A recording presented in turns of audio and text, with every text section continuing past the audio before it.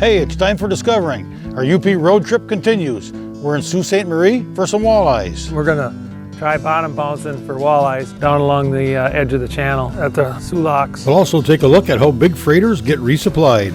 Stick around, that's all tonight right here on Discovering. The secret streams that flow beneath the cliffs of colored stone.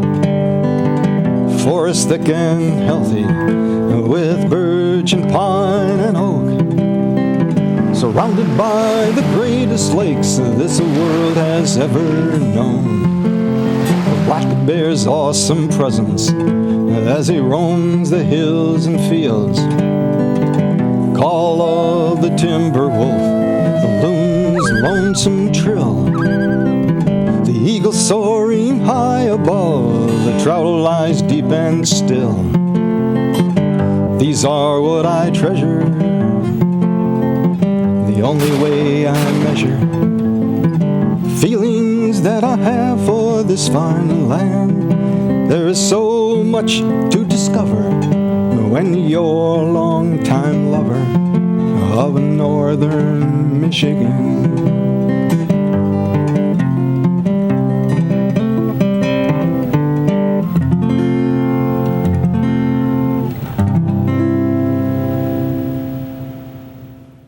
On the last episode, I was camping and fishing in the backwoods near Newberry. From there, I headed to the Soo to meet up with my wife and some friends for a couple days of fishing and carrying on. The morning after I arrived, the rain quit and we hit the water.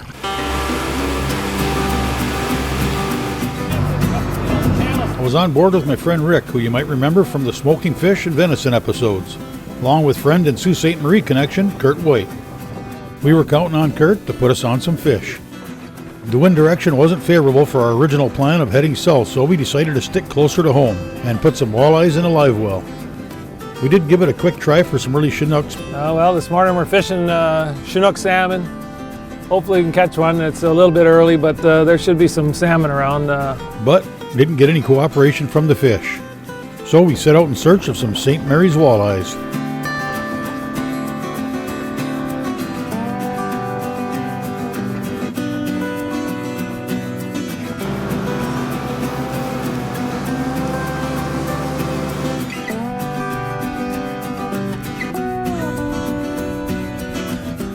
We give up on the salmon for a little while. Now we're going to try it for walleyes. We're at the foot of the rapids, just below the powerhouse at the Soo Locks. We're going to try bottom bouncing for walleyes down along the edge of the channel. We got some night crawler harnesses on, and hopefully we get a little more action than the salmon fishing.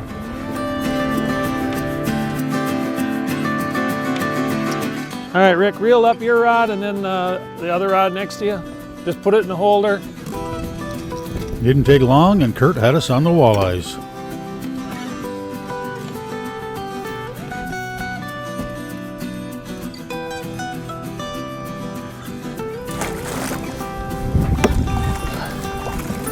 In the bucket.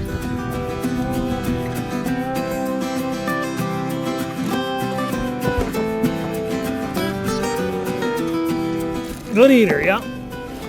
Throw them in the live well.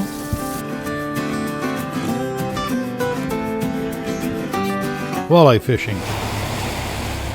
Figure out where they are, what they're biting on, and keep doing it until something changes.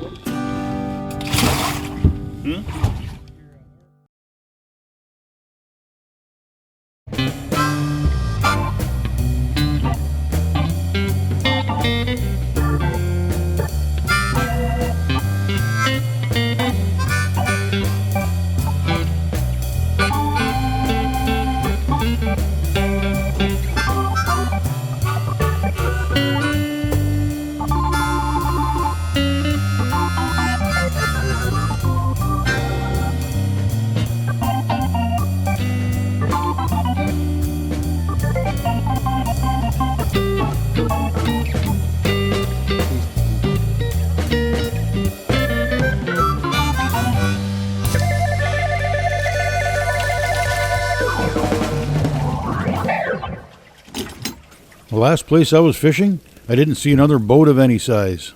Fishing near the locks is certainly the other end of the spectrum. Roughly 7,000 vessels a year pass through the locks, carrying 86 million tons of cargo, including 90% of the United States iron ore. You ever wonder where and how these large freighters get their supplies, like food, spare parts, tools, or how do they send and receive mail? Well, that varies at different ports across the Great Lakes, but here at the locks, it's done on the fly. That big ship is the Herbert C. Jackson. The smaller boat alongside is the Ojibwe, and it belongs to Soo Marine Supply. Soo Marine Supply delivers consumables, non-consumables, parts, equipment, everything from Christmas trees to barbecue grills. Oh, and the mail too. I had the opportunity to get the grand tour and hop aboard the Ojibwe while they resupplied the Edgar B. Spear. Butcher, he puts up all the meat orders, and this is where I keep all the frozen meats. The fish are down in that freezer down there, ice cream. This is all your shrimp and all types of fish. They'll do it up 24 hours in advance. This is just like a grocery store. This is a box that's going to go on the Anderson tomorrow or whenever it comes through. And this area over here is all the hardware items. The captain and the boat crew puts these orders up. 3 different departments, the steward, the engineer, and the mate. Everything that has green tape on it goes to the engine room. The boxes with red tape go to the mate and the captain, and the stuff with yellow tape goes to the steward. And these are all the pipe fittings. A lot of pipe on those boats. They're constantly fixing pipes. This is an order here for the Arthur M. Anderson. It'll be whenever he comes through, the crew will come in and grab these pallets. And then they also have some pallets in the warehouse for freezer and fresh refrigerator stuff. The boats put their laundry off, and then we have a laundry service uptown that does all their laundry, and then they get clean laundry every trip. Pittsburgh Steel, it was the label on the front out here. I believe they built this just to supply their freighters. Back in the old days, they had about 100 freighters, and they would supply them. And as the years went by, the freighters got bigger, and then there's less and less boats. It's called U.S. Steel now. And now we supply Interlake Steamship, American Steamship we supply, and the Van Eckenbort boats. So it's a diverse company now. Supply whoever wants supplies now.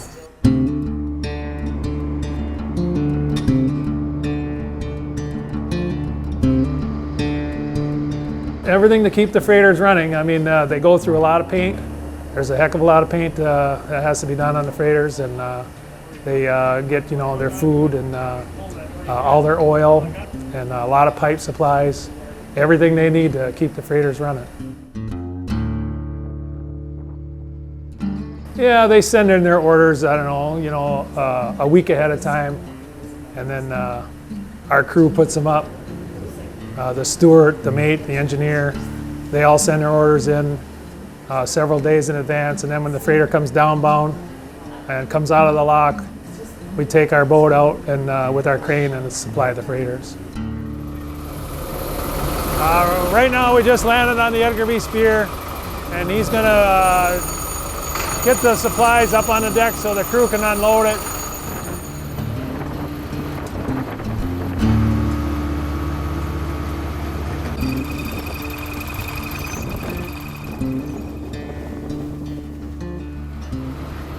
They usually get the supplies downbound because they're loaded, and then the ship is lower to the water, and it's easier to put the supplies on.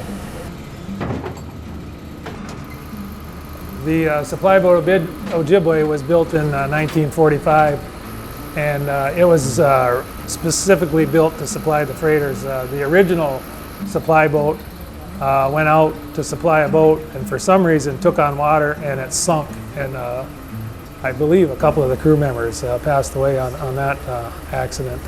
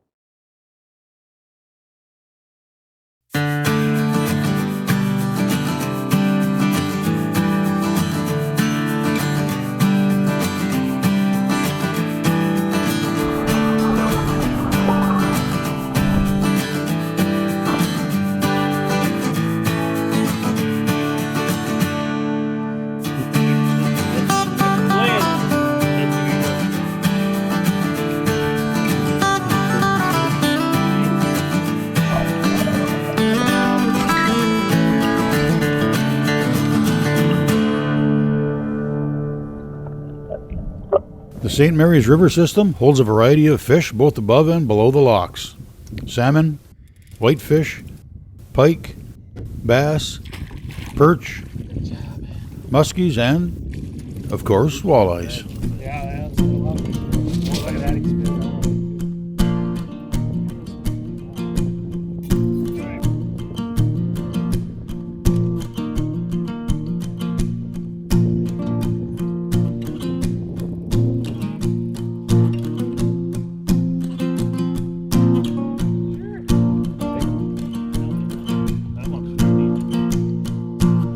There you go.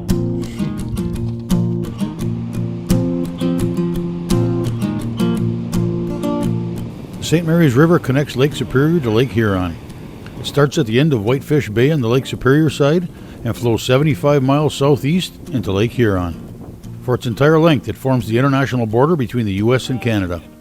The Soo Locks were created to bypass the 21-foot drop in the rapids, making it possible for ships of all sizes to travel between Lake Superior and the lower Great Lakes.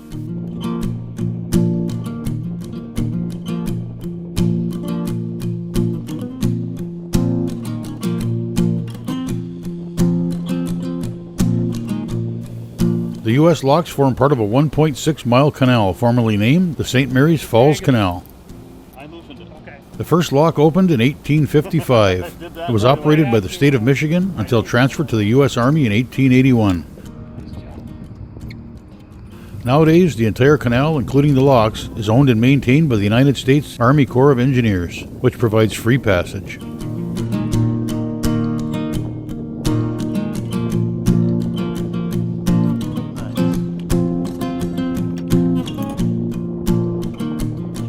The current configuration consists of two parallel lock chambers, each running east to west. The MacArthur lock, built in 1943, is 800 feet long, 80 feet wide, and 29.5 feet deep, large enough to handle ocean-going vessels.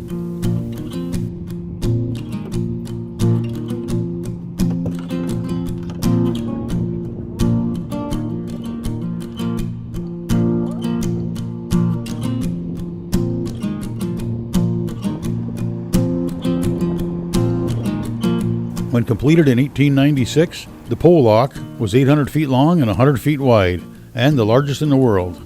The lock was rebuilt in 1968 to accommodate larger ships, after the St. Lawrence Seaway opened and made passage of such ships possible to the Great Lakes. It is now 1,200 feet long, 110 feet wide, and 32 feet deep. The pole is the only lock that can handle the large lake freighters used on the upper Great Lakes. Pretty fish. Another one was bigger though. Oh yeah, that other one that was fun. An average of 10,000 ships a year pass through the locks, despite being closed during the winter from January through March, when ice shuts down shipping on the Great Lakes. We certainly saw a good number of them during our day on the water.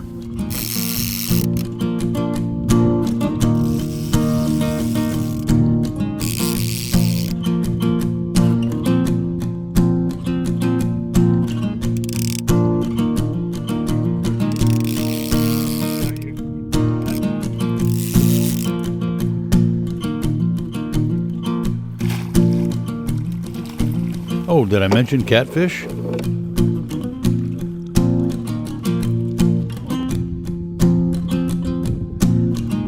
can feel them.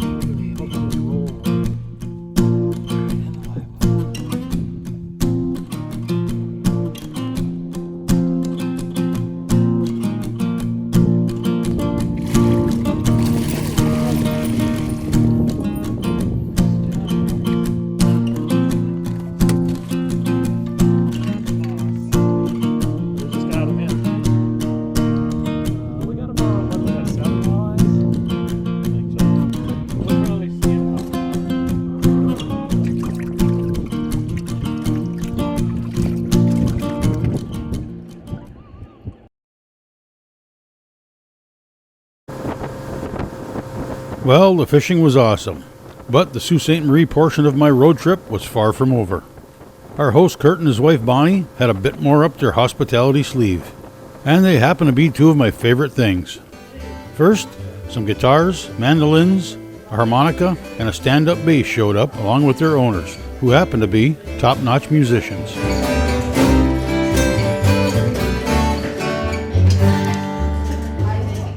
Oh, and the second thing? A fish fry.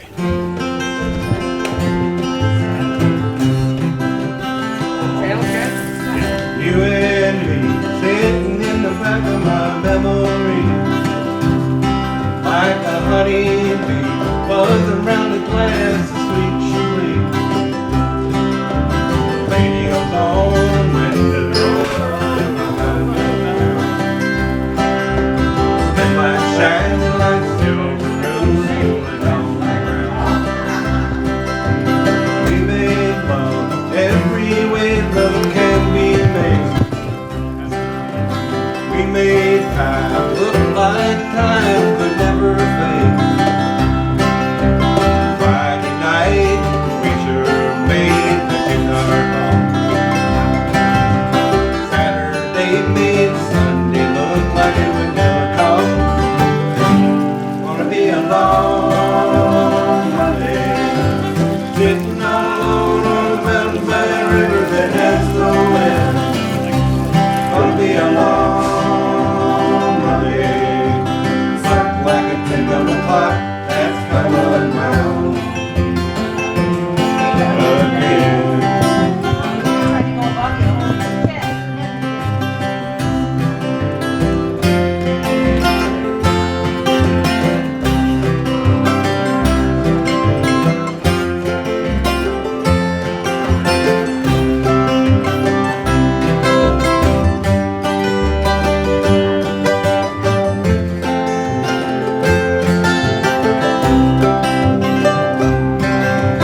Heart to heart, soul to soul, and cheek to cheek. Come on, baby, give me a kiss that'll last all week.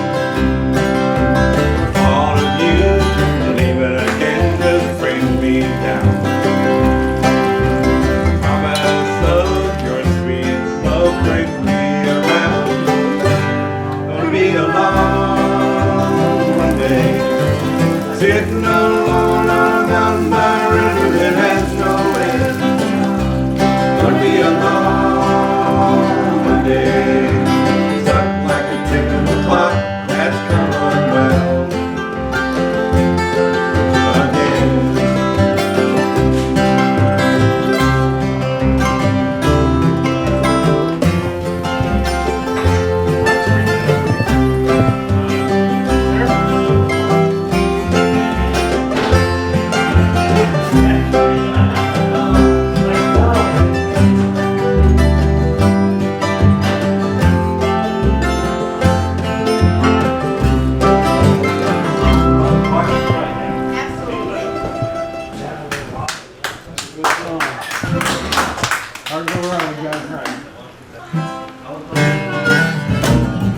Yeah, but until that morning, there ain't nothing or nobody what can harm you. Well, that's it for this week.